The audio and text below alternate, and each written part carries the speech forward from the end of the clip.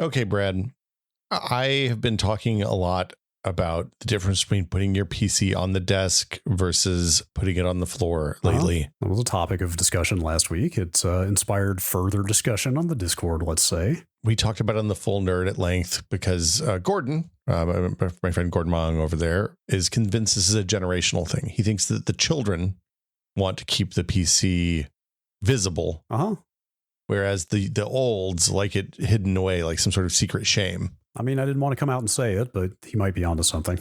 I think it's because of streamers, personally. Well, yeah, but I think those issues dovetail together, right? I mean, I blame streamers for a lot of things. Yeah, I mean, you know what I mean. Like it's because of streamers and the youths like streamers a lot more than the olds. Well, and also, like if you take the time to put sick RGB and a rad like hard cooling loop in your PC, you want to show it off. Yeah. Yeah. I mean, okay, just to be clear about what I said last week, I was being flippant, as I often am, about the issue. You should put your computer wherever you feel comfortable putting it or wherever makes you happy. But I mean, in my case, it was just a practical consideration of I just need the desk space. Like I just can't afford to have that much of a footprint carved out of this desk. No, you run a tight ship over there. Yes, it's true. I do. But a lot of people chimed in on the Discord saying that keeping up on the desk keeps dust and other detritus out of. So it turns out that was the one big piece of feedback we got on the Full Nerd also was that, hey, I put it on my desk because it's cleaner. And that made me, because I actually don't have enough space on my desk either with all the microphones and light stands and all that crap. Yeah. Actually, now that you mentioned that, maybe this is partially a streamer and podcaster problem. Well, yeah, because also like I don't want it close enough that the mics can pick it up. Right. Yeah. But I did realize that you can buy screw-in under desk hanging mounts for your PC, which like I have this whole big cable snake thing that's kind of always a pain in the ass and never really works the way I want because I'm tall. So it has to go like it's basically a track for the cables that go to the tower when the desk goes up and down because it's a sit-stand desk. And if I was short, it wouldn't be as much of a problem because I could take some of the links out and it wouldn't have to go as far, but it has to scrunch really far down for me because I'm tall. And of course I have like 5 monitors, well, I have 3 monitors, but there's a lot of cables because it's a desktop PC. It's not a laptop. There's a lot of stuff happening. It would be really convenient to just have fixed length cables. And I'm kind of thinking about making a change. Oh, actually, hang on. We've talked about your desk before because I was going to ask, how sturdy of a desk do you need to have to trust screwing something into the bottom of it that supports your whole ass computer? But then you've got a pretty heavy duty desk, if I remember. Well, I mean, it's just a normal, like it's normal composite, it's a composite board, but like I would put screws into it. I'm not going to tape it up there. Wait, no, I thought you had a desk from like a grade school. Well, that's my old desk. That's the old. Right. That's right. Desk, that's the previous desk. You moved to the standing desk. What happened to the grade school desk? It's got a bunch of shit piled up over on the other side of the room. Right there. Wait, what? Hang on. You have 2 desks in there. Why don't you just put the computer on top of the other desk? Well, the cables would have to be about 30 feet long because it'd have to go around the edge of the room. Fair. Yeah. What I could do, though, man, you got me thinking. I could just scooch this and make a really terrible big L in the worst possible place that takes up the entire room. Sleek, modern, motorized standing desk and like, what are we talking, 40 to 50-year-old institutional public education desk? Yeah, it's probably a 60s to 70s era kindergarten desk that I ripped the short little kid legs off of and put tall legs on. Sounds like a match made in heaven to me. I mean, it's nice. That desk holds a lot of stuff. It turns out I have like all the board games that don't fit in the closet are there because I haven't wanted to spend money on a set of shelves to have a place to put all the board games. So yeah. Anyway, the hanging thing, that seems like the way to go. Might be the best of both worlds. Maybe a little bit of a devil may care solution, but look, I'm not gonna like I said, I'm not using double-sided tape. The screws are sturdy. Screws into composite board. That's what holds the entire United States of America together. Man, fair. I'd be afraid to mark my desk up like that. It's the bottom. I know, but also the top of the desk is the most replaceable piece of furniture in your house. Because like you can unscrew the top that's on your desk currently if you have a like IKEA style office furniture desk and go to IKEA or any place else and buy another top and put it on there. Like I could get, if I felt so inclined, I could get a top for this desk that's all dry erase board, which seems like it'd be really slidey and kind of a pain in the butt, but it would be nice to be able to just write stuff on the side, on the top of the desk. Yeah, I can see it. So what are you going to do? You're going to put the desktop up there? Are you going to go You gonna move it? Are you gonna move up top? Or are you gonna, no, dude, no? you've seen how big this case is. Oh, right. You have that case. I don't forgot. know if there's a desk on the market that would hold a. I'm going to need like some Napoleonic era. Look, if you've ever been in a car shop and you've seen like those big hanging heaters that are designed to heat things where the garage doors open all day, your computer could hang from one of those mounts on the ceiling, and it wouldn't look unlike one of those heaters. Yeah, there might be something to that. I think I'm just going to keep it on the floor and stick to my quarterly maintenance schedule. Just blast it out, blast out the fans, blast out the you have filters on that thing, right? Oh yeah. All the most cases, I mean, these fractals, but most modern cases are pretty filtered out, right? Like not a lot of dust gets in this case. In fact, I haven't actually done the maintenance. I haven't done the quarterly maintenance, I think, this year yet. So, oh boy, I'm actually way behind. But every time I do pull it out, take it out on the back porch and blow it out, there's a ton of dust on the filters and shockingly little inside the case. Yeah, like for me, dusting inside the case is usually get a Swiffer and just kind of run it over the flat surfaces in there. And then it's fine. Yeah, like a thin layer of like mobile dust will come off. When I wave the blower around in there, like there's certainly dust. You see it flying off, but there's no caked on dust. There's not enough dust for it to form that awful solid layer. I haven't had to get a toothbrush out and work on the fan blades on the GPU yet. So I like that. Yeah. Yep. Clean PC is a good PC, Brad. That's right. Truer words.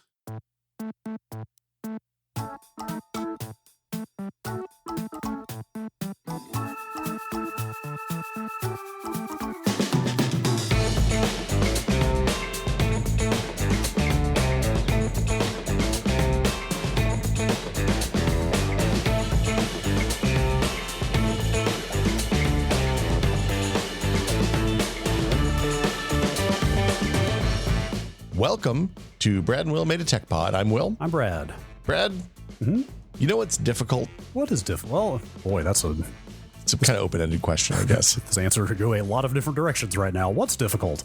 Matchmaking, it turns out, is difficult. Even Googling about matchmaking is difficult because if you don't add any qualifiers to that, you get a whole lot of online dating advice.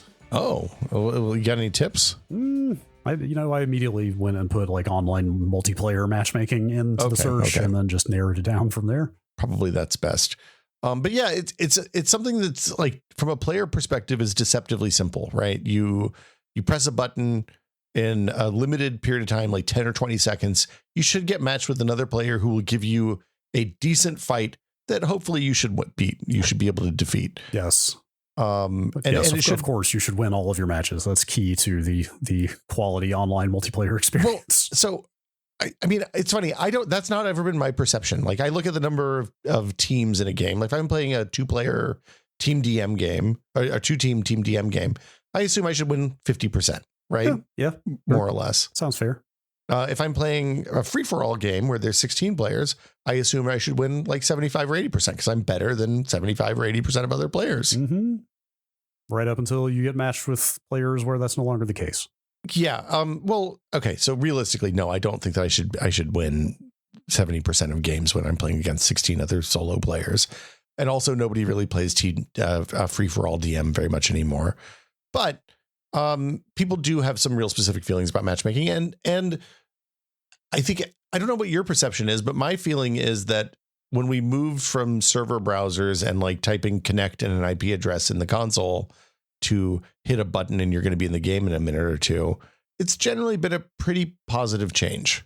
I think that's right. Yeah. I mean, I'm thinking back to my Quake days when it was just jump on a pub server and stomp everyone.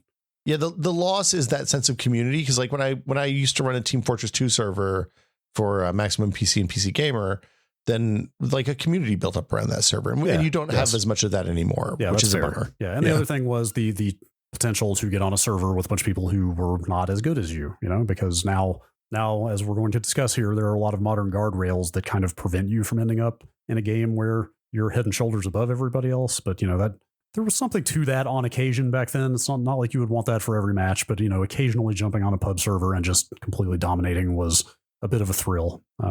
Well, and at the same time, like when we were playing competitive, when I played on a competitive Quake World team, there was real value to going out and doing scrims with teams that were dramatically better than us because we would learn stuff, right? You get better by you play up to the level of your opponents often, I think is what sports people say. Hang on now. Did I know you played on a competitive Quake World team? It was a high ping league. It didn't really count. Got it. Would I know the name? No, you would not know the name. Okay. No. Fair. I don't know that I know the name anymore. Fair. But we played probably like we played in like the scrim leagues. So it was like you'd hop in an IRC channel and everybody had their names and everybody had their channels, and other teams would look at the leader, the ladders, and say, okay, this clan is like 3 levels above us. Let's challenge, see if anybody's on. And at 8:00 on Eastern time, there'd be hot Quake action at pretty much every night. Man, I should have done that. I just played pub servers my entire Quake career. It was, I mean, Team DM Quake, which existed almost exclusively on DM3, and Pub Quake are 2 wildly different games. Like it's like the difference between playing. It's like, honestly, it's like the difference between playing anything else, even semi-competitive. It's like the difference between playing kickball in elementary school and playing in one of the weirdo kickball leagues down in the park. Yeah. To be fair, like when I got to GameSpot and I worked with some people who had literally worked with Thresh. Yeah. And played them like one-on-one occasionally. I think it was a good reminder of why I never tried to go. I'm not going to say I didn't try to go pro because I didn't have a chance of going pro, even if I had wanted to. But like, I never got super serious about the competitive side of it, because that's when you got into like having to count the timer on the armors and stuff like that. Like you had to really dissect the way the game worked and learn every in and out of it. And I kind of never wanted to take it that seriously. So maybe I didn't miss out. See, I really liked winning at the LAN. I was at university at a time when LANs were popular. So I really liked winning at the LAN parties that we do at the end of the day. And so I learned, you play enough, you get an innate sense of the timing. Yeah. Anyway. Yeah, fair. But yeah, so we lost that sense of community. And we're going to talk about why it's hard today. And this kind of came up because of this report that Call of Duty Activision released for Call of Duty earlier this week or last week. I can't remember. Yeah, last week or two. But they've been doing a series of like white papers explaining how their game works, which is super interesting because most studios just don't talk about this stuff at all. The first one was about ping. This one's about skill-based matchmaking, because they've been doing some testing on the Call of Duty audience. Seems like mostly the stuff they talked about was mostly Team DM, but it seems like they applied it. They tried it across the entire like all the available queues in a modern Call of Duty. Which, like, realistically, if I launch Call of Duty today, I can't figure out how to start the game that I want. Really, their front end thing is real weird. A lot going on in those menus. Yeah. Before we get into it real quick, do you think it's just their kind of position of unquestioned market dominance that makes them confident enough to put stuff like this out? Because, like, I assume the reason most developers don't talk about this stuff is because it's proprietary information. Like, it's kind of, it's to an extent, it's part of their secret sauce that makes their multiplayer game successful, and they don't necessarily want to just give those secrets away. I mean, maybe I think so. It's interesting because, like, your skill ranking in traditional board games or esports leagues or say chess, which is where all this kind of started, is a matter of public record. Mm-hmm. So it's not like it's not viewed as having a better ELO, a better skill-based matchmaking rank for your chess league isn't viewed as a competitive advantage versus other chess leagues, right? Yeah. I'm just going to say real quick before we get into it, this is like it's one of the bigger wow, I feel like an idiot moments I've had in quite a while. Finding out that ELO originated in chess, because I always thought ELO was a riot term from League of Legends, where I think they do use that term, right? They use ELO specifically, yeah. Because you see different equivalent terms like MMR and stuff in other games, and I was just like, oh, riot must just call theirs ELO. But then I found out, oh no, that actually came from chess decades ago. Well, and like golf handicaps are also like a golf handicap is another way of doing this. It's a way of saying, hey, it's more about normalizing difficulty for players of different skill levels, so you can have a fun game with players of different skill level. Sure. But the idea is the same. Hey, here's how good you are. Here's how good this other person is. You can take those two numbers and figure out how much of an advantage you need to give the worst player. Okay, so like you said, all this stuff is private, right? Most studios don't talk about this. I think Call of Duty is talking about it. I want to believe it's because somebody on their comms team is like, hey, people really don't like a lot of the choices we make, and it's part of it is probably because we never talk about it. a lot of times internally at studios, when both at Straight Bombay and other places I've helped folks out with this stuff, the people working internally on this stuff might not realize that it's something the audience is going to be interested in. So they may just not talk about it because they don't think people will care. And like realistically, like 1 million people play Call of Duty every day, probably. I bet 10,000, 20,000 people read this white paper, right? So it's not like they're touching a large portion of the audience, but it may be the loudest portion of the audience. So we started out because of this and how skill-based matchmaking how this test affected their matchmaking queues. But we realized kind of we need to talk a little bit about how matchmaking works in general. And I think it's instructive to talk about why it's hard, because it's a difficult, like it is one of those things that seems simple when you talk about it. You're like, oh, okay, you press a button and I press a button at the same time and we get put in a game together. Right. What's hard about that? Right. It's like, oh, every player's probably just got an invisible number attached to them and it just compares the numbers and puts people with similar numbers together. That's it, right? Like, I'm sure it's simple. Right. Probably more complicated than that. And the other thing that's interesting as I started digging into it is I realized that it's difficult whether your game has 1 million players or 5,000 players. It's difficult if your game is a small scale 1v1 or 2v2 or 150 player battle royale. It doesn't matter what genre it is, whether it's a shooter, RTS, a MOBA. I don't know what a Rocket League is, but a Rocket League, a casual automobile based sports game. Yeah, a fighting game. All of these, they all have their own unique set of challenges. I also don't think a lot of people realize that making mistakes in how you set this stuff up is literally a business killing decision. Sure. Like you can kill your studio by messing this up. So yeah. And there's nowhere is it more true that you only have one chance to make a first impression kind of stuff than with a multiplayer game, right? Like multiplayer games launch and then die constantly, right? Yeah. Like they live and die in their first 2 weeks or a month or something, right?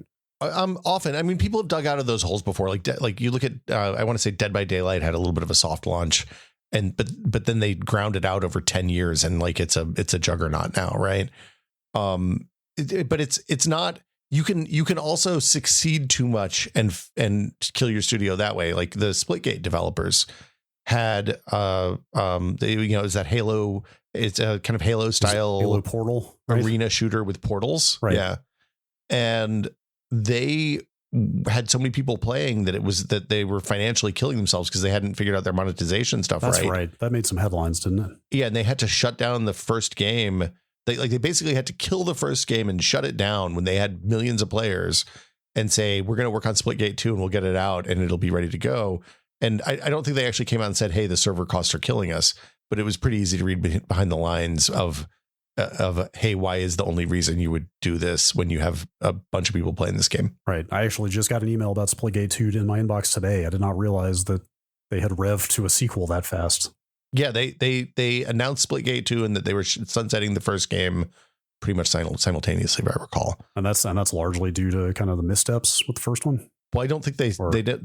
I'm reading between the lines here, so apologies to the people who make this game, but yeah, they had a bunch of people playing and they had no monetization in the game. And when you have dedicated server costs, it's like that escalates. Like the numbers get really scary really, really fast. Sure. So anyway, so I guess there's two kind of main things here: the technical side of why it's difficult, and then the social stuff. And there's places where these things overlap, so we'll kind of talk about it back and forth. But and also as a disclaimer, getting the social stuff right is a highly technical problem too. It's just the player behaviors and the things that players can do versus how the servers work and how the game connects people to servers. Right. Is kind of the split here. Yeah, because you still have to take the fuzziness of human behavior and translate that into something quantifiable that can be fed into a system. Ideally, you do. Yeah. Okay, so it's difficult technically because you start with how are you going to host this game? If it's a small scale game, if it's 2 or 3 players, you can do peer-to-peer listen servers where one player is the host and the other players connect to them. And there's usually some sort of like a turn type server that helps you punch through the NAT, the routers. So you don't have to, like in the Xbox 360 days, we were always opening ports to play multiplayer games. and then somebody realized that you could just bounce everything through this other server, and that would let you bypass the NAT traffic. Yeah. And also, a relatively small number of those servers can cover the entire world, especially for games where latency doesn't matter that much. Right, because there's not a ton of throughput, right, required. Yeah, it's well, the throughput goes through, but it's relatively inexpensive because it's just in and out. There, you don't have it's not computationally expensive, so you do need servers. Depending on, like, you have to spec where your servers go based on the latency requirements of the game, basically. So if you're talking about like Stardew Valley, where the tick rate can be 20 a second instead of versus 10,000 a second for Counter-Strike, then you can put the servers relatively far apart. And if people zoop around a little bit, it's no big deal. Yeah. I've seen those referred to as both stun and turn servers. I'm sure there's some distinction there that I'm not familiar with, but go ahead. Oh no, go ahead. Do you know when those became commonplace? Would you say it's probably somewhere in the like 2012 to 14 range? Because like you said, 360 PS3 era, there was a ton of, well, I'm at the office, and granted, a lot of people don't play multiplayer console games at the office, but we did, because that was our line of work. But there was numerous occasions like, well, I guess I just have to go. I'm going to have to test the multiplayer on this at home because I can't get it to work at the office. And then at some point, and I feel like it was maybe I'm like Destiny is the example that I go to in my mind. So probably around 2014, like that just kind of stopped and things just started working.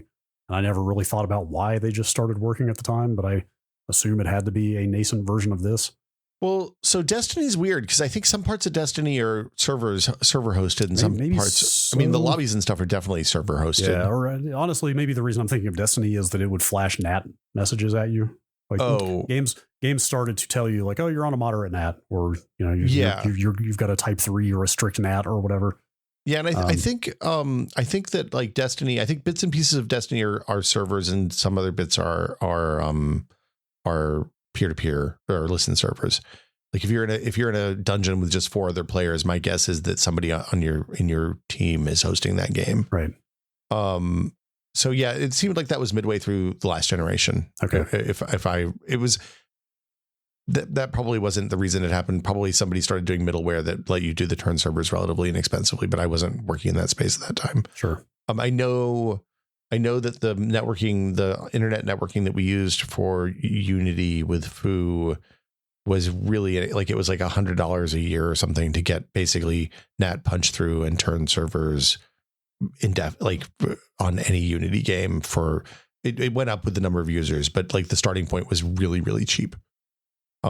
So yeah, like that and there's benefits to doing this, right? One is that you don't have any costs. Your cost is the turn server and the matchmaking server, and those are both like reasonable monthly fees, not, hey, I have to have an AWS guy to help me figure out how to do this. Right, because again, you're offloading the actual hosting of the match to one of the players in the match. Yeah, and it works well, and like all fighting games work this way, because fighting games, there's no authoritative server in the center. You're better off connecting player to player.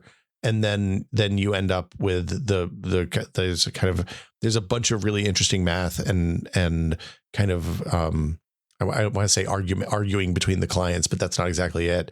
Determining who has the authoritative, whose card trumps whose, because it's not a host advantage situation, right? Right. And that's where you get into, I mean, and I don't know the ins and outs of this method very well, but you started hearing a lot about rollback netcode in fighting games 10 years ago or maybe less. Yeah, it was like Street Fighter 4 era, right? Was when that started. Yeah, so I want to say that came out of, it was like GGPO. That came out of like the fan community or homebrew scene, I think, and then started making its way into commercial projects. Yeah. But yeah, so like some games don't have to worry about servers, and player hosted stuff is great. Works fine. The downside of this is that also player hosted listen servers are generally allowed by console providers. So the console hosts have some specific thoughts about player hosted dedicated servers, which we'll talk about in a minute. But generally you can play cross-play to consoles. If your anti-cheat stuff is bad, it opens you up to some hacking stuff. You're super dependent on the player's machines, especially on PC or in console situations where there's crossplay, like when all of the new games came out at the start of this generation and they were PS4, PS5, or Xbox One / Xbox Series. You had to really think about whether the older consoles were able to host especially larger games. You might see some weird limits on your old gen console host as a result. Yeah, I would assume there's some pretty robust logic in effect to select who should be a host of a given match out of a given player pool, especially more so on PC where Hardware capabilities are going to vary infinitely versus, consoles. It's much smaller. Well, so you'd think list that of targets. But like the middlewares don't really provide tools for that. That's something you have to build internally. Huh. So, and for example, on the Anacrusis, which was the server was fairly CPU intensive because we had a lot of AI running and a bunch of aliens at any given time. We couldn't run the server on an Xbox One, right? It just, especially launch era Xbox Ones just didn't have the CPU and RAM. So when an Xbox One tried to host, the experience was really bad for everybody playing the game that was connected to them. So we had to build so people generally build heuristics into their game that determine who's able to host, which players connect to which hosts, stuff like that. And most of those are kind of apply to everything. So we'll talk about them in a little bit. The last thing is that if the host quits on a listen server, the game ends, or you have to have built some sort of like game state freeze / transition that dumps people over to a new host or picks up where the game was. And that, it turns out, is a really complicated computer problem that it has to be built individually for each game pretty much. Right. So, and that probably necessitates some amount of downtime, right? Like I feel like when I've seen that in action frequently, it's just like a host quit, like transferring to new host kind of thing. Like it's going to pause. It's going to pause everybody's game and pop a message up. It's not just going to happen seamlessly. No, ideally it's like just like a level load. Sometimes you have to restart the level because you have to get a clean game state, stuff like that. So like this is what a lot of small scale games, but this doesn't work for highly ping dependent or high data rate games like Counter-Strike and Valorant and even Call of Duty, right? Because there's only so much you can expect from somebody's home internet and game console, right? Well, yeah, and on listen servers, especially on shooters, there's a massive host advantage generally, even in the modern era. So then developers have to look at dedicated servers, and you can go two ways with that. There's some other options too, but you can either host all the servers yourself, or you can have player hosted dedicated servers where you just put the server file up on Steam and give people a way to configure their own servers and connect them to the matchmaking pool and all that. The player hosted servers are great because they move a lot of the cost off of your studio, and they let you have a handful of like dedicated servers that are official ones, and then you can let everybody else just host their own thing. They can run mods, they can do all sorts of crazy stuff. It means that you have low ping servers literally everywhere, even in regions that like you might not be able to afford to support. So like, unless you're a really enormous game, you're not going to set up South American servers for the most part. You'll run stuff in Central America or Dallas, and it has to be good enough. And that's a shitty experience for people in Latin America. So dedicated player hosted servers are great for that. Generally speaking, the consoles do not like you to let their clients connect to dedicated player servers because it's a vector for like jailbreaking and hacking consoles. Sure.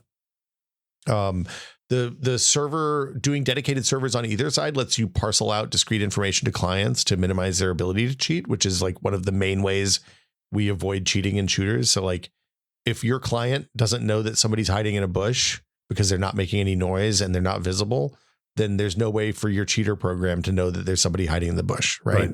Just basically kind of a need to know basis. The server doesn't tell the client any more than it absolutely needs to know at any given time. Yeah. You're still likely to have to manage the Steam distribution, the server distribution somehow. You can post it on your website if you want, but Steam offers a pretty good way to do this. And predominantly these are PC games that are going to go this route.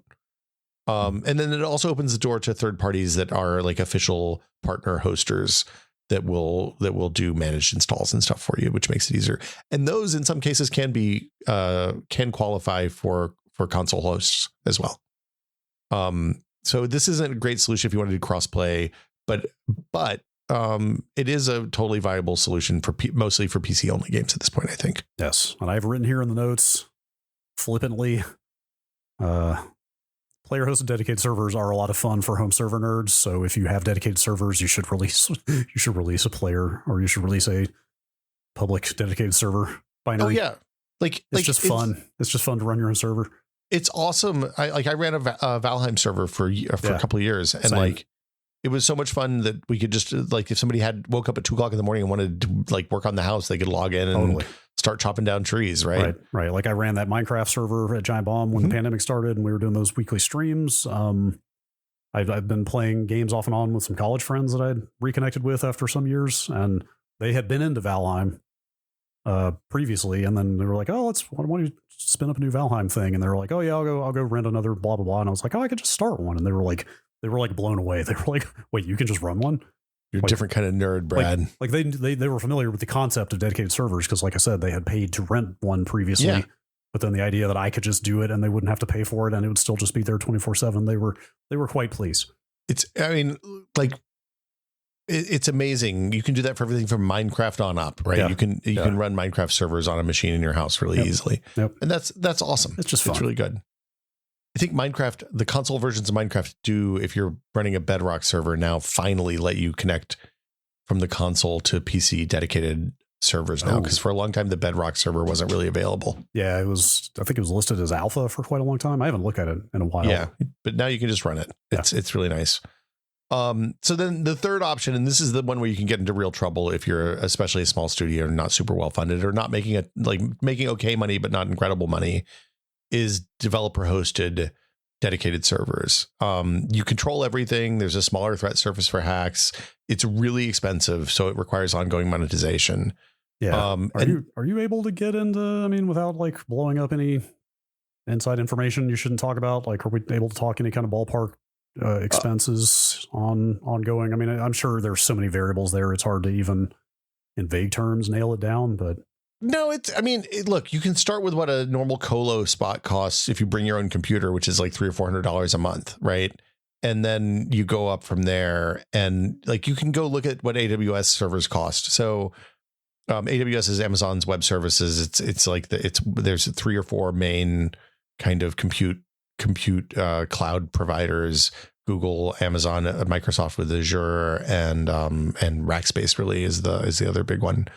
And like you can look at a server cost $24. A big server on AWS, depending on which zone you're in, costs like $24 an hour. And you can multiply that by the number of hours in the month and figure out what your cost is. And then there's additional cost for bandwidth in and out and dumping new images in and stuff like that. And pretty soon you've spent $50,000. Okay. Of course, like a big part of the question or one of the big variables there is, like, for example, like how much compute does your dedicated server take? Like, and how many instances of it are you going to have to run? And you've got you've put some interesting technical detail on that front down that we'll get into later that I was not aware of. Yeah. So the push to dedicated servers that are hosted by the company is why we have so many live service games now, because you can't, like, if you are going to run a high quality online live game with servers in, you got to think about regions, right? So it's like North America East, North America West, sometimes North America Central if it's a really high latency game, or low latency game rather. Northern Europe, EMEA, which is like Southern Europe and Middle East, and Northern Africa. LATAM, which is usually Mexico City, and then that covers, or Brazil, and that covers all of South America, Central America, Oceania, yeah. So that's Australia, New Zealand, and Southeast Asia. Japan and like Russia are often like Eastern Russia get lumped together sometimes. It gets really out of control really fast, and so each region that you choose to support is some machines that are warm all the time. So that's fixed costs that you're always going to have, because you need to have a certain number of live servers running all the time so that when players join, it doesn't take 3 minutes for the first match to start up in that region. Yeah. Do you know if servers in that context, if the cost scales with load on the machine, or is it a pretty flat cost, whether it's pegged at 100% CPU or idling? So if you're doing cloud stuff, it's typically hourly. There's no, you can use 100% of the CPUs that are allotted to you. You buy the number of CPUs you want. So if you buy like an extra large in AWS that has 24 cores, then you get 24 cores and you can burn them all the time if you want.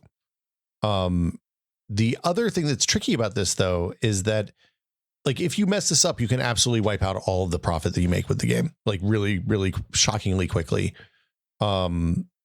It will allow crossplay with consoles. Your but you are limiting the ability to reach a global audience by the server infra that you're willing to pay for. And the people who live in areas that aren't served can still play, but they'll have a kind of crappy experience. And like I said, for like Stardew Valley multiplayer, it probably doesn't matter. But if you're playing Valorant multiplayer and Riot doesn't roll out servers in your region, nobody's going to play Valorant in that region because it's going to suck. Yeah. It's been interesting to see the swing back toward this, because it was a lot of dedicated servers early on. I mean, thinking all the way back to like Battlefield 1942, like US West, like you said, US East, like you saw a lot of those. Then into the 360 era, like Gears of War was more peer-to-peer. Like a lot of the multiplayer games on the 360 in particular were peer-to-peer. Well, and now it's swinging back the other way again. I think part of it is like, it's hard to know which came first with live service, the chicken or the egg, right? Was it, hey, we want to keep making money from this thing we spend $100 million on indefinitely? Or is it, hey, we want people to play these things indefinitely so we can, what do we have to do to make that work on the back end? And I haven't studied that enough to know where it started. But those are basically your choices, right? Like that's where you start. And then you have to think about, like I said, regions. You think about, hey, where can I get access to VMs? Where can I get access to dedicated bare metal machines? Because often the right answer isn't just spinning up a bunch of AWS instances, because that's fixed cost per hour. It's much cheaper to just put a giant ass beefy machine that can run a whole bunch of server instances in one data center and then have VMs that supplement it. And like, you base your hardware based on like what your player floor is, your lowest point during the day, and then you spin up VMs to kind of supplement that during the day, because your cost on the server machines is much cheaper per hour. On a dedicated hardware is much cheaper per hour, but there is a lot of upfront cost that gets amortized over the entire life of that server and the life of the game. And of course, as always, different games have different requirements. Twitch shooters Twitch shooters actually run on high-end consumer CPUs and data centers a lot of the time, because the rate at which they can send data is tied to the CPU performance of a single CPU. So they run 14900Ks because they're the fastest clock speed processor, and that's what people are going to have so that you can maximize the rate that you send packets to the players. So this is that technical detail about dedicated servers I was alluding to earlier. You feel like you've got in the notes here, like they literally do not run these dedicated servers on Xeons or Threadrippers or Epics, because they have a bajillion cores, but they are lower clock speed because they have so many cores, and that's anathema to what you're talking about here. Like, for example, like 14900K has 8 performance cores. Does that mean you could run 8 different dedicated servers, 1 per core? And then you run into OS scheduler issues. I don't know if you could peg a dedicated server to each core reliably or not. I don't know enough about it. I learned this when we were talking about 13900, 14900K problems on the Full Nerd a few weeks ago, because our guest was Wendell had been talking to data center people, and they were having 14900K, 13900K failures in the data center, and specifically cited this kind of game server. So interesting. The MMOs, on the other hand, have clusters that are wildly different capabilities, right? So you might have one really massively threaded server that is like your login server, one that runs the database that controls all your items and stuff like that run at different update tick rates than, say, the world servers, which are still going to run at like orders of magnitude lower tick rates than a Twitch shooter or something like that. Right. And of course the cost for the higher tick, the more network you're using. So presumably the more you're paying for that as well, because that's part of your payment too, depending on the data center and your setup with your provider. Yeah. And tick rate is an update rate, I guess we should say, for people who don't know. Yeah. So a certain, usually on a non-Twitch game, it'll be, 5 or 10 updates a second, maybe. On a game like Counter-Strike or Valorant, it'll be 10,000 in some cases, depending on what level you're playing at. So yeah, hardware perf on the client side also impacts matchmaking, and the heuristics have to accommodate that, right? So they're looking at your region, they're looking at which servers are available, they're looking at the hardware perf of the machines. This is especially important in P2P stuff, because if you have, say, a PC client that has fiber and a really fast CPU, but they don't have an SSD, they're running on a hard drive, that probably is a no. And also, as a game, you have no real good way of knowing that other than by measuring the performance of the game. Interesting, because you can't just solicit hardware specs willy-nilly, I guess. I mean, you can, but people get upset about that stuff, and it requires admin access usually. And like when your games start prompting UAC prompts, people get upset. So like you do things like look at the frame rate and look at and track the load times of the game and track the time from when it's launched to when you first get to the menu and stuff like that to kind of suss out whether this PC is probably good for hosting or maybe not so much. And then, like I said, you also cut off things like the PS3 and the Xbox One and older consoles that aren't going to have, like maybe Xbox Series S doesn't get to host because it's a little slower than the X, stuff like that. It was really, really important in the early kind of cross-gen days of this current generation, when everybody was releasing games on all the platforms and like 99% of the players were on old hardware. And it's why we saw so many dedicated server games in the first part of this generation, is because you couldn't rely on consoles to host. The SSD thing is like all about load times. If like the player is, even if a player is connecting to an SSD host and they like their game takes a minute to load versus 3 seconds on the SSD, like they might time out, because often the timeouts are 60 seconds, 30 seconds, something like that in the post SSD era. Load times. This load time thing is one of the reasons that most battle royales have that 1 minute pre warm up. Interesting. Is because it actually takes a long time to get that many players into a game. Yeah, that's fair. Although it's interesting. You also see this in Tetris 99 is the example I'm thinking of here. Mm-hmm. They actually, have you played that game? They have. I love it. Play it all the time. Right. They have like a similar hopper kind of thing at the beginning, like basically similar to kind of punch everybody in the face island in PUBG, except it's just a bunch of rectangles as people's Tetris board loads in. But yeah, even there, it takes quite a while to populate 99 people. Well, but also there's time in matchmaking, because all 100 of those people didn't hit play now at the same time, right? Yeah. So one of the things in this Call of Duty paper that was interesting is they talk about working in like a 1 minute loop. So they kind of pull up all the people who press play in a 1 minute period, and then they kind of heuristically sort them. But if you think about it, that sorting problem, even if you're just looking at ping and platform and input and the kind of basic stuff, is wildly complicated. I think it said it was 800 quadrillion possibilities for 12 player lobbies with the number of players that they were talking about. And it wasn't a lot. It was like 10,000 players or something. It wasn't a lot of players. So it's like, it's too computationally expensive to solve the problem because the number of outcomes is so high to get everybody best. So you're just looking for good enough across the board.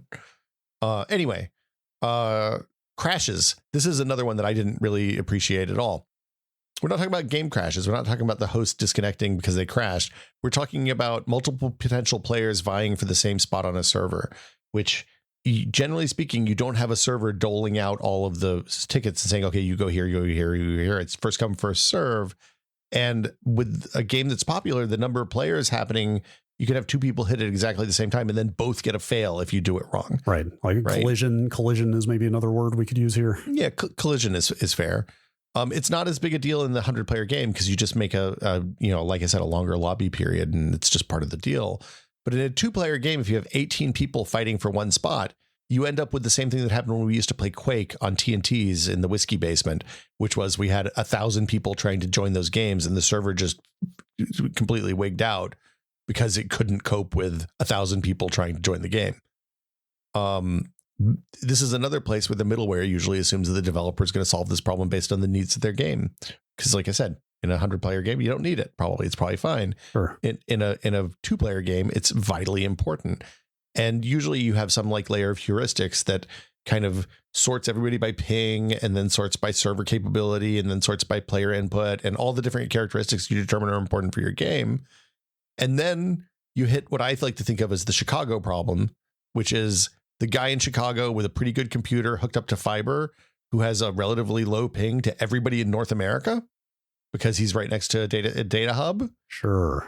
And he's still going to be the number one choice for some enormous subset of players. And you have to figure out a way to deal with that. And sometimes it's just when it fails, you just seamlessly fail over to the next person in line. Right. Got to move to Chicago. Look, there's a reason a lot of professional streamers live in the Midwest. Wait, competitive guys. Wait, is that an actual consideration? Yeah. Wow. It's also cheap, so that helps too. Of course. But I love the idea that Call of Duty pros are all vying for houses in Nebraska or whatever because they are getting lower pings to more people. There you go.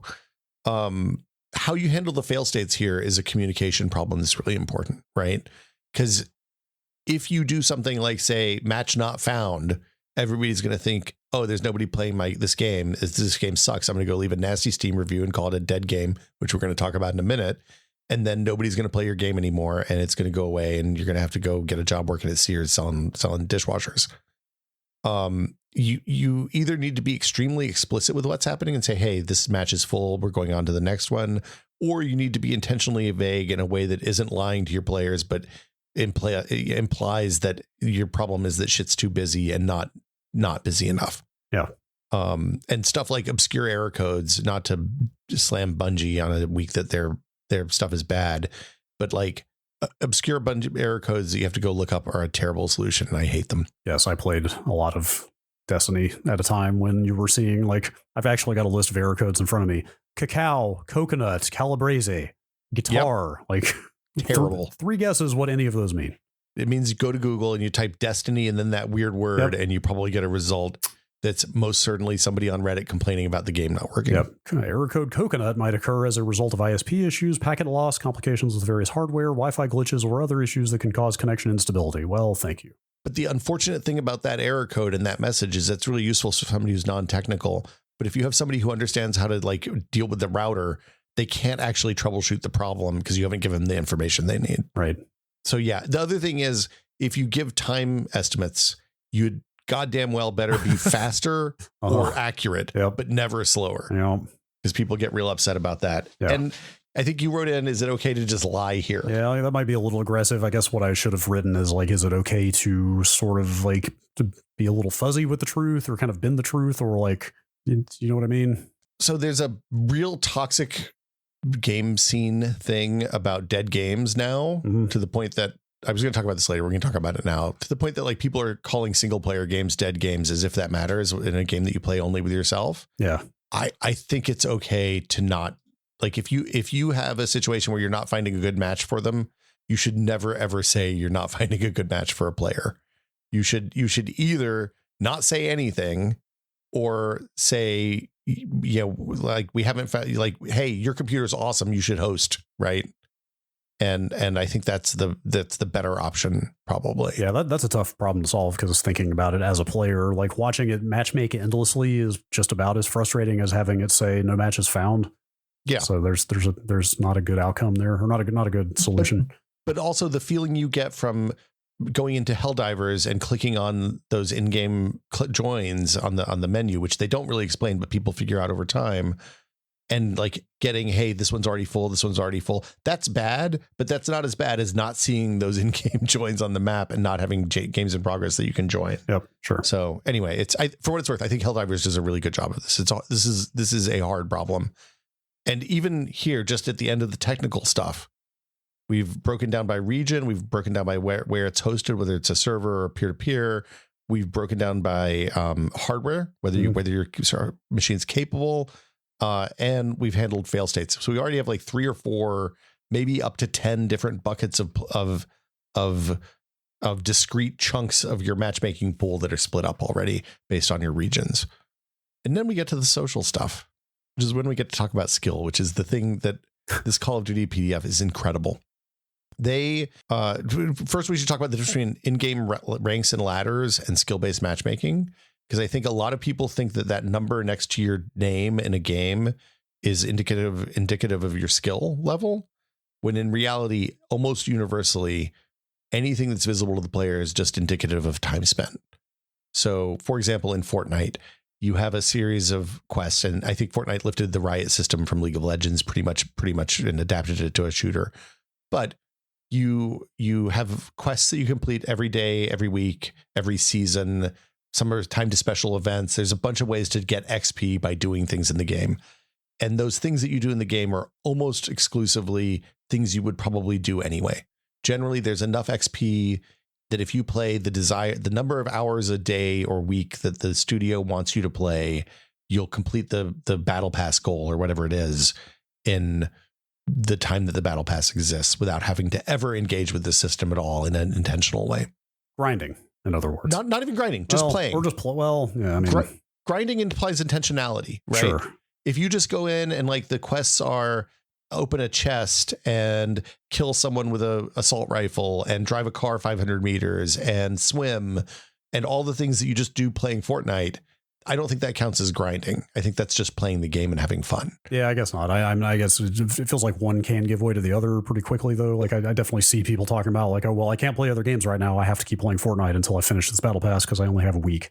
It's a fine line. And also the like I said, those estimates are based on you playing a fixed amount of time per month. And, you know, for Fortnite, the more time people play, the more money they make, because the more time people play, the more money they spend on skins and yada, yada. It's the same way most free to play games work, or most PC free to play games work.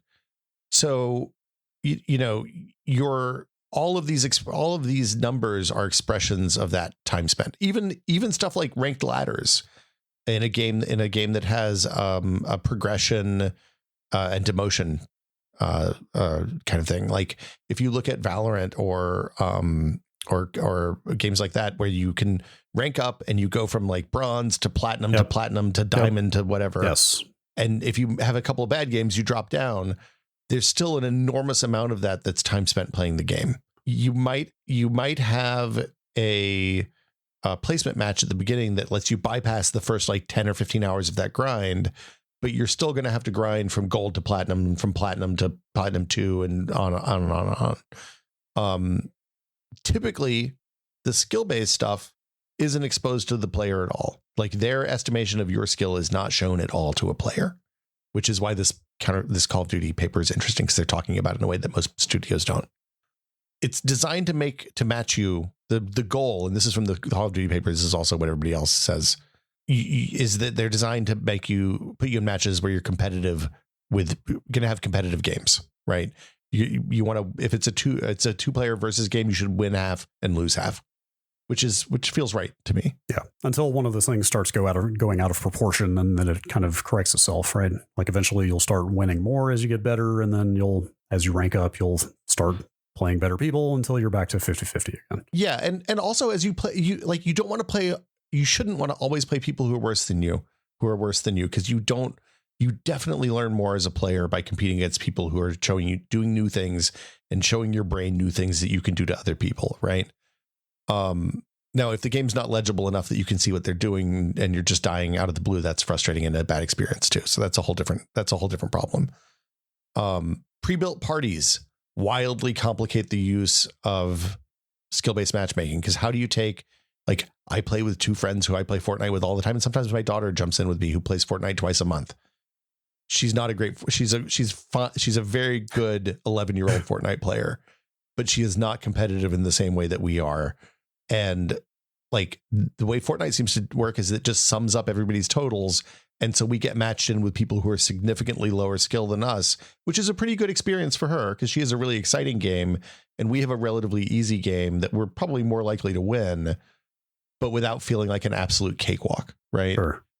And she has a good time. So it's like the place that the Call of Duty paper specifically talks about is erring on the side of giving new players a path to develop mastery.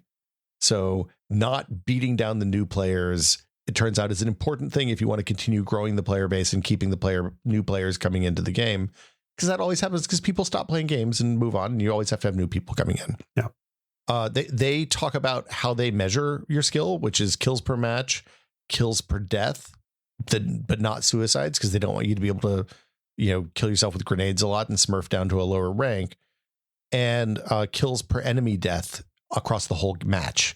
So that's to kind of keep people from joining in the last 2 minutes and like getting a lucky grenade with 5 people on one point and suddenly spiking up their skill because they had one really high performance moment, but that wasn't indicative of their overall perf. And it's about resiliency toward gaming the system, but still being mobile enough that if you do get better, then you can react. And if you have a hot streak for 3 weeks because you got a new mouse, your skill ranking should reflect that, right? And it seems like there are a shocking number of people who want to game their ranking as much as they can. I mean, like I think, I'm pretty sure Valve just straight up started banning people who made Smurf accounts in Dota, for example. Like a disturbing number of people out there who just want to dunk on people who are helpless. Well, and it's really, really bad for the health of the game. Yeah. If you do that, right? Because what happens when you have new players come in, they join the game and they just, and this is the thing that happened with PUBG. Like this, I think I said this in the Next Lander podcast, but this COD paper is basically hey, here's how PUBG fucked up, written across 20, 30, 35 pages or something. Because what happens, and they describe this, is when they turned off skill-based matchmaking in the cohort that they tested with Call of Duty, people in the top 10% stayed longer, in the top 10th percentile rather, stayed longer of skill, and every other skill percentile quit earlier and quit mid-game and stopped coming back to the game as often. So they lost players as a result of turning off skill-based matchmaking across 90 percentiles. So what that means is over time, the people that are in the 10th percentile at the start of this filter down to the 30th percentile of this new harder core player base. A much smaller player base. Yeah. And eventually you go from having 3.2 million players playing on Tuesday night, where every game feels like the Wild West, and you see Shroud once in 6 months and you're like, oh shit, man, I just saw Shroud. That's awesome. I got killed by this famous guy, to being in the same game with Shroud every night because there's only 3 games going at a time and you just get your ass beaten over and over again. You're like, fuck this, I'm going to go play cards. And like, they're like, here's, we saw this in the period of time that we ran this test. And if you let this go and continued and loosened the restrictions on matchmaking so that you match with people further away from your skill, it's going to accelerate even faster. So like you might have fun briefly, but it's not going to last. Yeah. It's bad for everybody at the end of the day. It's bad for high skill players, low skill players, and the overall health of the game. Because when you're only playing against the other high skill players, it turns out you're still going to be a low skill player against somebody. Right. Like, and you'll find them quickly. Yes, exactly. So yeah, there's a couple other things that people matchmake against, platform and input. So like generally you try to put console people with console people, and you put keyboard and mouse people with keyboard and mouse people, and gamepad people with gamepad people. I think a lot of games even still have a toggle that say, hey, don't matchmake me with the other guys.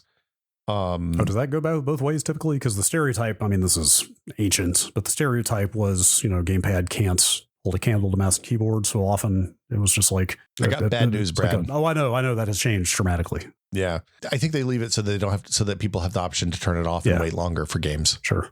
If they care. I think most typically this is a situation where the defaults are usually crossplays on, and playing with people on other controllers is on. Right. And if you choose to turn it off, there are going to be matchmaking consequences. Yeah. This is just me not being able to get past the classic horror story about Quake 3 and the Dreamcast. Oh yeah. I can't even imagine that one guy with the mouse and keyboard ruled everybody. Yes. That was the word. But the auto aim stuff on gamepads is good to the point that in like games that are competitive across both console, gamepad and mouse and keyboard, people play with gamepad. More pros play with gamepads typically than mouse and keyboard these days. I believe that. And not just auto aim, also, acceleration curves and dead zones, and kind of the nuance in the way that analog sticks control has gotten tremendously better. And having analog movement is incredibly powerful in some games, stuff like that. Yes, that is the one place where console, like, you don't just blanket advantage that controllers have is digital movement on a keyboard is a bit limiting at times. Yep. Also, some platforms limit crossplay based because of parent and child safety preferences. So if you have a kid account, you can't do crossplay unless your parents opt you into it on a game by game basis on the Xbox. Thanks for that, by the way, Microsoft. There's a new thing that people are starting to do more matchmaking with, though, that I think is interesting, which is kind of social and play style stuff. Yeah, there's some stuff in here, specifically like some of the data points or metrics that this turns on that I would not have even guessed were being tracked, which was pretty interesting. Yeah, so like you should assume that everything's being tracked at this point, especially on live service games. And this is not like a data privacy. Nobody's trying to take a stand here about how you loot in a battle royale, for example, which is one of the examples that you've listed here. You've put like voice yes or no makes perfect sense. Yeah. Like that's just a binary. Are they doing it or not? But then you've got stuff in here, and class preference is another one. It's very easy to say like, well, this player prefers healers, over tanks. But you've got stuff like the speed that you run through the maps or how you loot in battle royales, and that's the kind of stuff that, frankly, I think is fascinating. Like not from a like what do they know about me standpoint, but just just at genuine curiosity, I would love to know more of the type of granularity that they are pulling out of like fuzzy player behaviors. Well, so you can collect a lot of stuff now. It's kind of expensive. It's another one of those things that like your data collection over time can cost a lot of money if you retain the data too long, because it's enormous data sets with a big player base. Sure. But like the speed you run through the maps, it turns out is really important in co-op games. Because if you're a player in like the Anacrusis or Left 4 Dead, and you just like start at the beginning, you run for the exit as fast as you can, you play that game 100 times, you know exactly the route every time and know all the branches and all that stuff. It is awful to play those games. If you like to kind of take your time and fight and do that stuff, it feels terrible playing that game with a speedrunner, because somebody is going to get hosed by the game's director. It's just going to keep throwing bad guys at you because you're too far apart, right? The looting style in a battle royale, if you are a player who likes to get out and grab whatever AR, it doesn't matter, and grab some armor and go find some people to kill, and your other teammates like to go and find exactly the loadout that they want with all the right attachments and all the the right kind of grenades, and carry a spare can of gas just in case the car runs out, it's going to be an awful experience playing like those groups together. So this is a game by game basis thing, right? You have to figure out which aspects of player behavior are going to be negative. Some of these can be not game behavior. Like if you have I want to say Siege does this. Valorant does a really good job of this. They match people, new players, with people who have a reputation for helping new players understand the game better. And as a result, instead of the Counter-Strike Valorant split here is really interesting. In Counter-Strike, you don't know which corner to hold on Dust. You're going to get yelled at by somebody who's going to use a bunch of slurs and is going to just be generally shitty. And in Valorant, a really nice, when I did that and I didn't know the maps, a really nice 14-year-old was like, hey, you should put smoke here instead of here. And I was like, oh, thank you. That's what a nice experience this has been. That's a very heartwarming story to hear. However, I mean, surely they're not just like profiling voice chat to figure that out though, right? Like, so they let you give accolades at the end of the game often that'll be like, hey, this person was helpful, or this person sucked ass. And you can, they don't pair the suck ass asses with the new players. Fair. Now, Ubi with Siege goes a step further, and they started out a long time ago. When you do a harassment report on somebody, they'll dump the last 30 or 60 seconds of voice chat into that report. So if somebody dropped a bunch of slurs or was misogynistic or whatever that they did that's against their code of conduct, then they would just eat those people from the game. Which is like props to them. This is good. Yeah. It's got to be expensive to run and expensive to moderate, but like those games are much more pleasant to play as a result if you're a normal human being. Yeah, the first thing I envisioned when you were describing that process is how many people there must be having to review all that stuff and how much time it must take. So yeah, I'm sure that is not a cheap proposition. So yeah, kudos to them for making that investment. I mean, so no, I'm sure that those all are happening offshore someplace. Yeah, I mean that's a whole other issue. Yeah, but it's also a thing that we're starting to see a lot of accessibility features like automatic speech to text in games, so that if you're playing, say, Roblox and have voice on, you can see the text come through, and that lets them filter the text for the people who don't want to have voice on. Like, this is going to get better. We're going to hear people complaining about free speech, and they're the people that famously in that Wall Street in that study from 2015 that found that most of the people who harass women in games online are people who are shitty at games. Right. Like legitimate actual losers.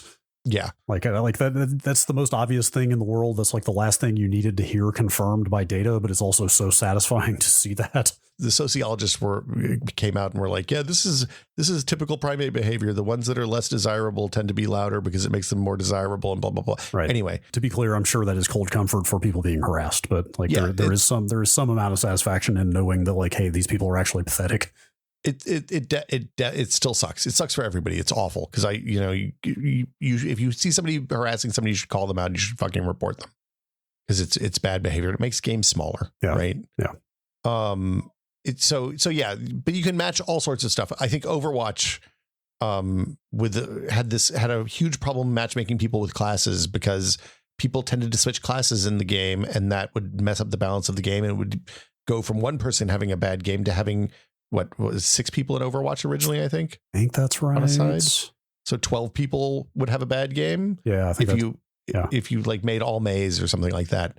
So they rolled out the role queue which let them simplify their matchmaking pretty significantly and give people better estimated times on groups. Yeah. Like sticking with Blizzard here, like World of Warcraft is an early example of this kind of thing, like trying to Dungeon Finder, trying to find specific classes for your Scarlet Monastery raid or run. Yeah. Like, hey, we need a DPS for this thing because we can't find one. Yeah, it's really interesting. Then the newest thing is the more nuanced stuff, right? The social matchmaking that's more about the kind of tone that you use in your voice and stuff like that. And are you playing, like, when you play a Dota, are you a jungler? Probably you don't need two junglers on a team. Yes, that is correct. Yeah. You wrote, you don't need two junglers on a team. If I understand Dota right. Yes, that is in fact the case. Yeah. So you think about, and I guess it's getting more complicated than just that is the thing is you're able to say, okay, this person likes, when you're playing Counter-Strike, this isn't something Valve's doing, I don't think, but they're able to say, okay, this person likes to watch long A on Dust, and that's the place that they play 99% of the time. So we're going to put them on a team with people that like to cover B, right? Because then you're not going to have 14 people on a 20-person team going to long A and all standing there like dumbasses while the terrorists just stroll into B. And then the last part of the social thing is that pre-built party composition comes up here again. Because there's a million ways to matchmake and mix the skill, and they all have downsides. There's no right answer here, because like if you're in a really competitive game, you don't want to actually bring lower level players up to the competitive tier, because it's going to cause your higher tier players to drop, and it's going to cause your lower tier players to just get their asses kicked over and over again. It's not going to be fun. So that's why you see limits on, like, you can only play with people within five ladder tiers of you or whatever on like some ranked ladder type games. Even though that isn't the matchmaking tier, there is also a direct correlation between time spent and skill in the game generally, although that plateaus after a while. Sure. And at the same time, performance in one queue isn't necessarily indicative of performance in a different queue. So if you have like a battle royale, I apologize for using battle royales all the time, but it's what I play a lot of. You have a great solo player who's like wins 30% of their games, like an incredible shot, really smart decisions, good solo instincts. If they come into a squad game, especially something like Fortnite, where the time to kill is long and you have to concentrate fire from multiple people to finish off enemies, and that great solo player wanders off, they're not going to be able to kill anybody before they get killed, because in a 2v1, the two almost always win. Sure. Regardless of skill. Just attrition. Yeah. Yeah. So you have to maintain different skill ratings for different queues. Some games even do party comps. So like if you have a regular foursome, a regular fivesome in Counter-Strike, your fivesome will have a skill rank. Interesting. On the back end, you mean? Like they're actually hashing a single rating for that specific combination of players. And again, I'm spitballing. I don't know that Counter-Strike does this, but I do know that games do this. Yeah.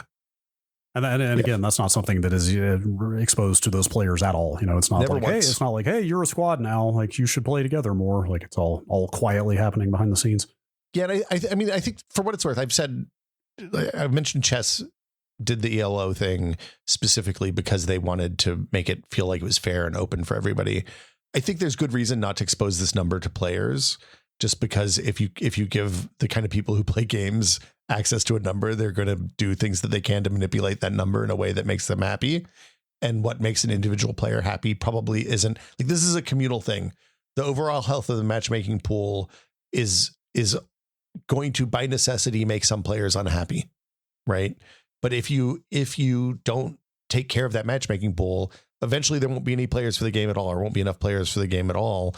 And then you get into the dead game situation again. Yeah. But also, I mean, that's also just the nature of competition, right? Like, everybody is going to be unhappy at some point if you're playing something where you might lose. Like, it's just part of the experience. Yeah, if you're in it for a power fantasy, don't play competitive games. Right, like play a bot game, like or play Fallout. Like, right. Bethesda RPGs are really good at scaling up the enemies to be exactly as difficult as you're capable of dealing with. Right. That's a great solution. Yes. Real quick before we wrap up, we should probably shout out the originator of this entire thing. We've talked about ELO a lot. It originated in chess in Gosh, I couldn't even tell you. I'm trying to very quickly scan. 1950, it looks like. I tried to find out what ELO stood for. It doesn't. It's really tough to find anything but Electric Light Orchestra when you Google it. Also, it's actually the last name of the guy who came up with it. Arpad ELO is his last name. So I don't know exactly how you pronounce that, but I think we should just call it ELO. ELO, yes. Yes. Yeah. Anyway, interesting little factoid. That is not an acronym. It's actually the guy's last name. Yeah, and the idea is that his main idea was that the chess performance of each player in a game could be assigned a number based on their performance with other players in similar games and their numbers and so on and so forth down the line. And then everything else, there's a bunch of other things that have come off of this, from like True Rank, True Skill, which is the Microsoft Xbox 360 era. Yes, I think that term was in use back then. I think they still do True Skill, but yeah. I don't think they talk about it very much anymore. Although they did, Microsoft's acquired so many other services that may have been supplanted by now. I'm not sure. Yeah. So the point is, it's a relatively simple math thing, and most places start with ELO or something that despawned off of ELO and then go from there. Because there are like, hey, if you don't play for 2 weeks, should your skill rank degrade? I don't know. That's a whole conversation to have.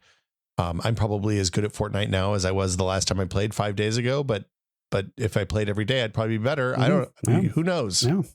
It's a really fascinating. Like I was surprised. I thought I knew a lot about matchmaking, and I started reading about it this week and was pleasantly surprised by how deep the topic was. Yeah, like interesting convergence of technology and sociology. Yeah. And it's the best kind of thing. It's the thing that you think about none and turns out to be massively complex underneath to give you a positive user experience, which is really nice. Sure. And at the end of the day, honestly benefits everybody. I mean, like, let's not delude ourselves here. Like, this work is mostly being done to support the health of these games, so they keep making a lot of money. But yeah, it does happen to both foster the health of the overall community and keep the game going, and also provide a better experience for everybody who's not an asshole that just wants to stomp 12-year-olds all day. Yeah. I mean, if you want to stomp 12-year-olds, you should have a 12-year-old and then you play with other 12-year-olds. It's the perfect solution. Yeah, there you go. Kind of expensive. But should we talk about the alternatives? Because there are a couple of alternatives. Sure. Some people do server browsers still in 2024. Are they really? Yeah. What was the newest game that came out that have a server? I would love to know. They're boomer shooters with server browsers. That means crossplay is probably out unless the developer does something really clever. But like, if you're a small studio and you're rolling out an early access multiplayer thing, I think server browsers is a perfectly viable way to go. Sure. Like, I think starting there and then rolling out matchmaking when people ask for it.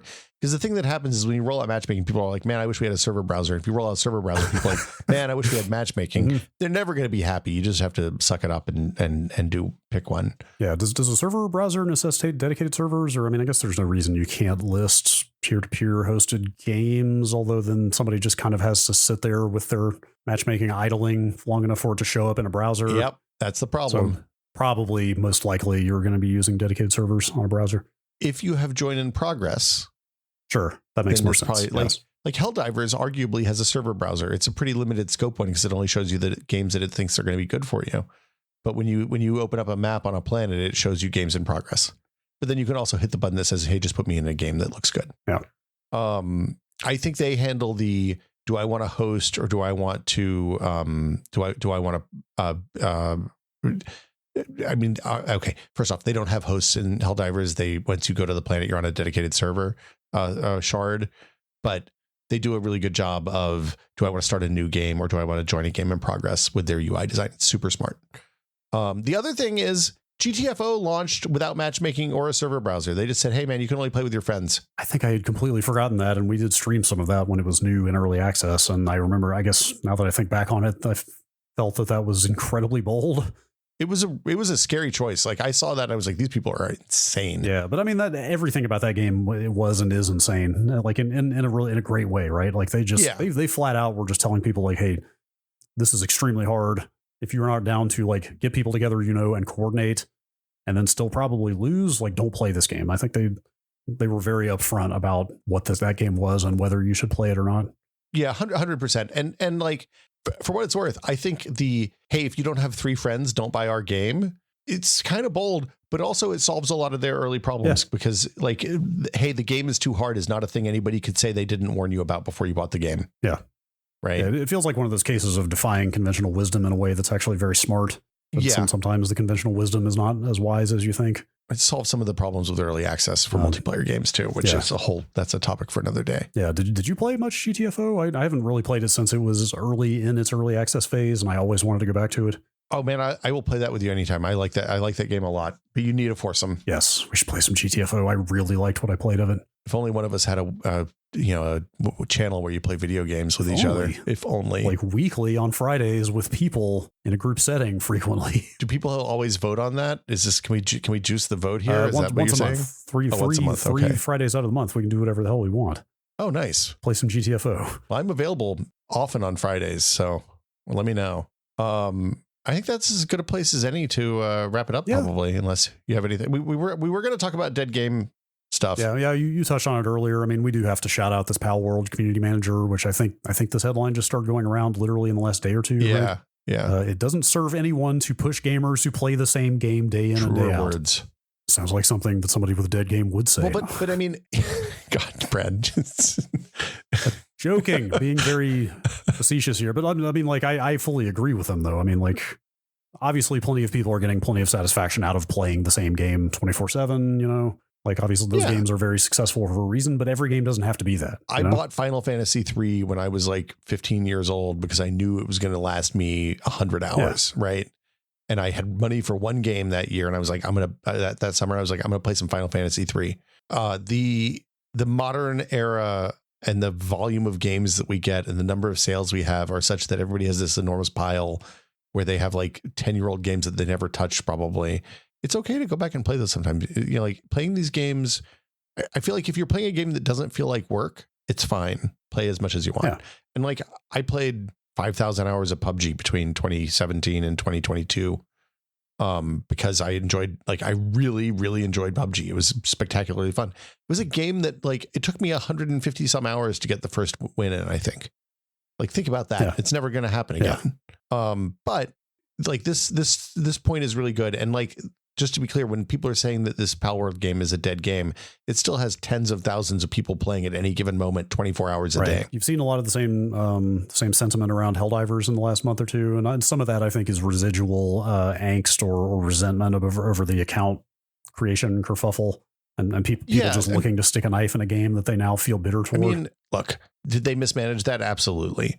Could they have done it better? Probably not, because it seems like that was a platform/publisher decision and not a developer position. Right. So it sucks to be them. Yeah. But if you are Helldivers is a game you need three other people to play. So if you don't have three friends, then Helldivers is probably a dead game. But if you have three friends who have $30, you can play Helldivers anytime you want and can wrangle up your three friends, which it turns out, like, is the progression in Helldivers a little grindy? Yeah, absolutely. So are you going to get all the guns and stuff if you do that? Maybe not. But are you going to have fun playing with your three friends? Yeah, absolutely. Yeah. And like I continue to shout out the people that were posting dead game on what do you call it? Starfield. Bethesda RPG, the space one. Starfield. Yeah. It's a single player game, man. It doesn't matter. Yes. We have really lost the plot here. It seems like there was I feel like this Call of Duty white paper happened because there was a limited amount of audience that was complaining about skill-based matchmaking. And then they did the science to back up their hypothesis, which was this is going to be bad for the game. Found out it was bad for the game. I think that this is the same situation. Like the people yelling dead game, they're just hurting the game. Like there's no upside to that because all people do is come in and see the reviews and the reviews are like dead game. Like, well, shit, I'm not going to buy that. I want a game that's alive. Yeah. Yeah, and the point that the community manager for Pal World, John Buckley is his name, was making is that not every game is in a position to pump endless content out to keep people coming back day after day for years on end. Pal World is an example of that, and like it's fine and natural and healthy for games to ebb and flow when they have new stuff to offer their players, and it's fine for people to go play other games and then come back later. That's exactly right. Like the Arrowhead folks almost killed themselves dumping out 4 mission packs in the first 4 months of that game of Helldivers. Like looking at what a content pipeline has to look like to keep players engaged, even Epic, who has Fortnite and is making bazillions of dollars every year, does I think 3 big updates or 4 big updates a year to the map. They do a bunch of content in between that's like cosmetic and stuff you unlock by doing battle passes. And they do a bunch of side quests and stuff like that. But for the most part, it's 4 big updates a year, and they have thousands of people working on that game. So it is something that a normal person can play every day, or a streamer can play for 10 hours a day, is just an incredible amount of content to expect a team of developers to make. Yeah. It's just another unrealistic expectation to heap on the pile of unrealistic expectations that is dragging down the game's business right now. Yeah, thanks, Unreal. And on that note, I guess it's time for us to wrap it up. As always, Brad and Will Made a Tech Pod is a listener-supported show. It's true. That means we wouldn't be here without you, the listeners. I can attest to that. As always, if you want to find out about the Patreon and you want to find out how to support the show, you can go to patreon.com/techpod. Again, that's patreon.com/techpod, where for $5 a month, 5 big ones, 5 smackers, $5 dues, $5 $5. Simoleons. That was a good one. You too can get access to the fabulous TechPod Discord, which is full of nerds who, if you like this podcast, they like this podcast. You already have one thing in common. That's right. That's right. And I'm sure you can find a lot more. Yeah, there's a lot more in there. There are people playing probably people playing a bunch of dead games in it's nighttime, so they're probably playing dead games in the voice channels right now. Yeah. And you get access to the Patreon exclusive episode where we talk about stuff and things. This month we had a real wide ranging conversation earlier this week. So I think it was a banger. Yes, we did. I had my first Costco hot dog. I'm just flummoxed by the idea that you'd never had a Costco hot dog and you've lived here for this long. I mean, we've even been to Costco a bunch of times, and we always just kind of got our stuff and left. The founder and original CEO of the company told the new CEO that if he changed the price of the hot dog and soda, he would literally murder him. Yes. He threatened death. It's a hell of a hot dog too. I respect his position. I mean, it's like $1.50 for a hot, and it's a good sized hot dog. You know, like they're practically giving those things away. The thing that I learned from the Discord actually is that they sell those hot dogs in the store uncooked, so you can take them home and cook them yourself. Really? But they don't sell the buns. So it's a problem because it's such a big hot dog. It's going to be dangling off the side of your bun in a kind of sad and weird way. So yes, I mean, I found the proportion of dog to bun to be quite pleasing. It is literally the best deal in hot dogs as far as I can tell. It's the $1.50 hot dog is one of the last remaining pillars holding up our society. Look, if I could change one thing about it, I'd put a little more snap on it. But other than that, it's perfect. Yeah. But yeah, as always, we always thank our executive producer tier patrons, give them an extra special thank you. So thank you to Andrew Slosky, Jordan Lippett, Bunny Fiend, Paddle Creek Games, makers of Fractured Veil, Twinkle Twinkie, David Allen, James Kamek, and Pantheon, makers of the HS3 high-speed 3D printer. Thank you all so much. Yeah, thank you. And that will do it for us this week. Just assume that I had a pithy rejoinder for the end of the podcast here, and we will see you all next week. Bye, everybody.